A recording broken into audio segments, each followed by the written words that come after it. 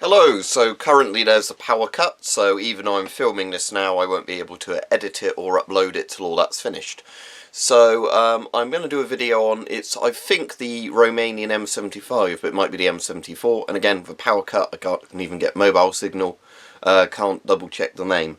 But this is quite an interesting mask. I've done a video already on like the version of this of the drinking tube, which is I think either the M84 or the M85, that's why I'm getting confused. But this is actually quite interesting because it's a mask from communist Romania, but it's actually a licensed copy of the West German M65, and it's better quality than the M65. So the strange thing about, what's his name, Ceausescu, I think his name was, the weird thing about his like sort of communist regime, as horrible as it was in Romania, is they actually had quite a lot of like licensed foreign products there, like hence why Dacia cars are made from Renaults. So the bag's actually quite nice. The clasp system's a bit simple, but the bag is actually kind of one of those nice sort of fabrics with a good kind of plasticky coating on. So what we've got in here, look, everything is still all sealed up. We've got a filter. Now, I don't know if this filter, because it's one from the early 2000s, a CFF-free. I don't know if that is the surplus sellers put this in rather than the old Romanian filter as a safety precaution, or I don't know if these masks are still being issued to troops and they've got them ready to go just with newer filters. So there you go, there's the filter. And here is the mask. So let's chuck the bag aside for now because I don't think there's anything else in there. The bag's one of those simple kind of two-part bags. I think there's a little couple of pockets in there if you had some accessories in there, but for the most part it's one of those satchels with a couple of sort of places in. So here is the mask in its bag. Let's get that out. It's a bit clingy and it's obviously ripped the bag a bit over the years, so I'll probably just, yeah, I'm just going to rip this bag apart now because it's been in there so long. Right, so here we go. Here is our pristine condition M75. I'm just going to call it the M75 from now on.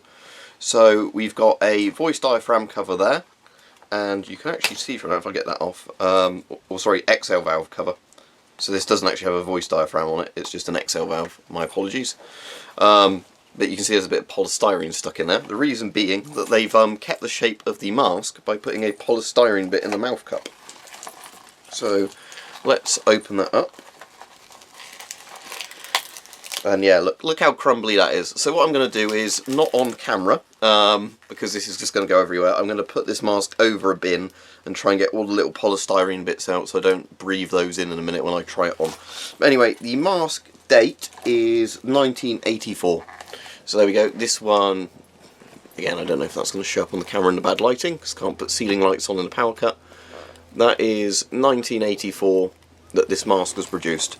Still smells very new. Obviously there's no dirt on it whatsoever because it's never been issued. So yeah, I got this from, was it Surplus and Lost or Surplus and Outdoors? It was one of the two. I think it was Surplus and Lost.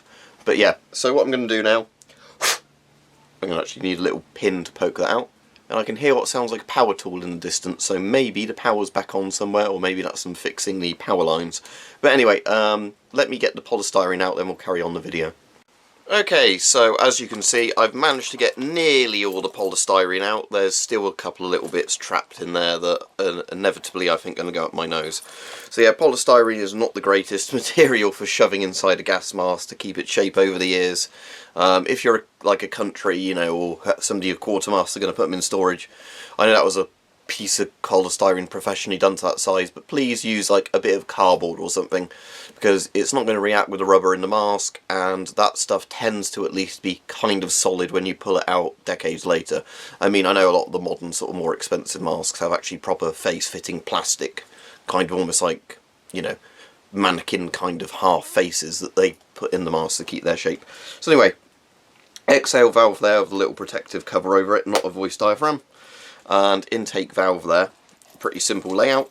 You obviously see your oral nasal cup in there with your two eyepieces. Does this mask have a Tissot system? The closest thing this has to a Tissot system, if you have a look, if you can see that, is you've just got the sort of little valves on each side of the lenses. Might be easier to show you that through a lens. If I can get the angle. probably not, because these things, there we go. So it's just one of those masks that has an air system that's designed so the oral nasal cup keeps, you know, the stuff flowing. And I'm hoping 2 means size 2, so that should hopefully be a good fit for me. If it was like size 1 to 4 or something, that generally means it's closer to a medium or a large. I think a large looking at this. So anyway, I'm not going to open this filter because it's still sealed. I'm just going to stick one of my other 40mm filters on it, and then we will have a look.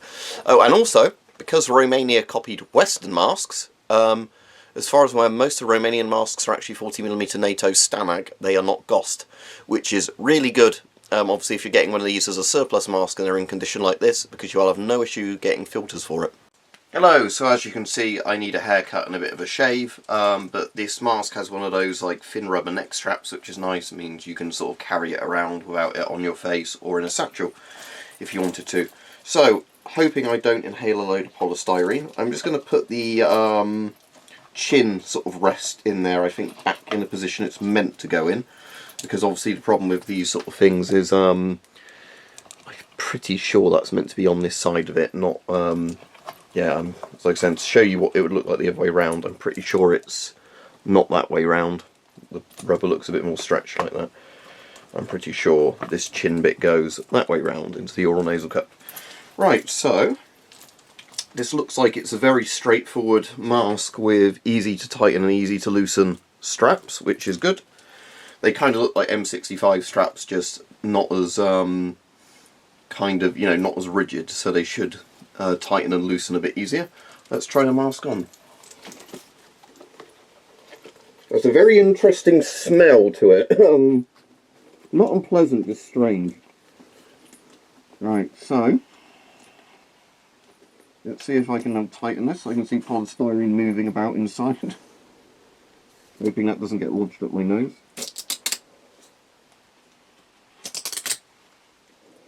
That's those two. It's pulling my hair. I definitely need a haircut. Ow, that hurts. There we go. So yes, the Romanian M75, if I am getting the name right of this mask, is actually genuinely a good bit of surplus. As I said, it's definitely higher quality than a lot of the Soviet masks. It's basically a better version of the West German M65. It's an M65 made from a more comfortable rubber with a better strap system on it. Basically the same system, just made to, you know, tighten and loosen a bit easier. Although, have I found a problem now? When I loosen that strap look, it pinged off.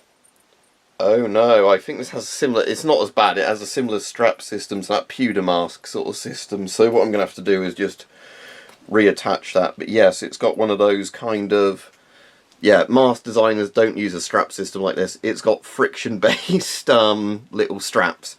It's not as bad as the pewters one, but yes, this is not a good system unless they put that on backwards.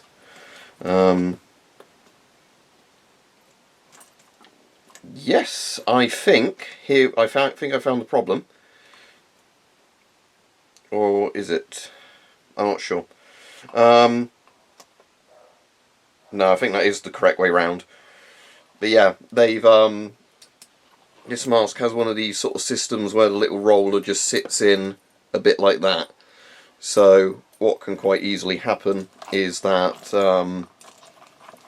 yeah, it's very easy to over tighten or under tighten and have the mask pop out with its little thing. So I will anyway repair this, because it's not an actual broken bit, it's just something you have to sort of force back through friction.